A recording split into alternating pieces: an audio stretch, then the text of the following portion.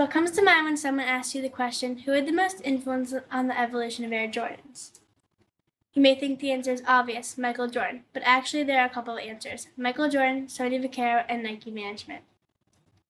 These people all help in different ways. Michael Jordan is an influence because his name is on the shoe. Sonny Vaccaro is an influence because he was responsible for getting Michael Jordan to choose to sign with Nike. And Nike management is an influence because they help with the designing of the shoe and the marketing. In the 1980s, Nike's basketball business was struggling, and they thought that if they sign a star player, it will make the brand more popular, and it will also make the player more popular too.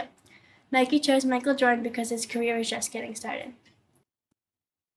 Nike competition. Adidas and Converse also wanted to sign Michael Jordan. Sonny Vaccaro was responsible for getting Michael Jordan to choose to sign with Nike in 1984. The original deal was a 5-year, $2.5 million contract. Before the meeting, Nike had to make the shoes. The original design was going to be red, black, and white. After Michael Jordan signed to Nike, they ran into a problem. Nike had to pay the NBA $5,000 a game because shoes had to be 51% white, which Jordans did not have. Nike made $70 million worth of Air Jordans by the first couple of months, and $100 million by the end of 1985. In 1997, Nike launched Jordan into its own subdivision brand of Nike. A couple years later, Nike came out with the Jumpman logo, a graphic design of Michael Jordan jumping in the air while holding a basketball. The Jumpman logo was there to help promote Air Jordans and Nike's other sneakerwear. Jordan not only has men's collections, they have women's collections and designer collaborations. From 2015 to 2016, more than 50% of all basketball sneakers sold in the United States were from the Jordan brand of Nikes. Now Jordan is so successful that they have Jordan branded hoodies and t-shirts, and so far they've made $4.8 billion. Jordan also has Jordan-sponsored schools, like Michigan, Houston, and 9 other colleges. In New York, they sponsor 6 high schools and 3 summer leagues, Dyckman, Tri-State, and Conrad-McRae.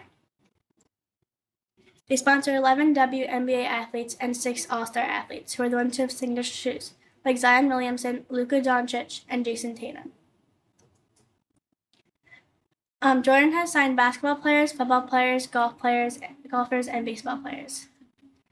Every year, Jordan and Nike go over which shoes sell the most, and Jordan is responsible for more than half of Nike's sales. Michael Jordan isn't as involved in the business as he used to be, but his daughter Jasmine M. Jordan is very involved. She's the sports marketing director for Jordan. Jasmine is responsible for signing all of the WNBA athletes. I interviewed Samantha Ratsky, the Jordan brand marketing specialist, and she works at the Nike office, but specifically for Jordan. My experience at the office was really cool. I even got a free pair of Jordans. At my interview, I learned about grassroots marketing. Grassroots marketing is when Jordan goes to the street ball tournaments and they put their shoes on the players for everyone to see. Overall, this project was really fun and interesting. I learned a lot of things about Jordan and Nike that I didn't know. For more information, check out my blog.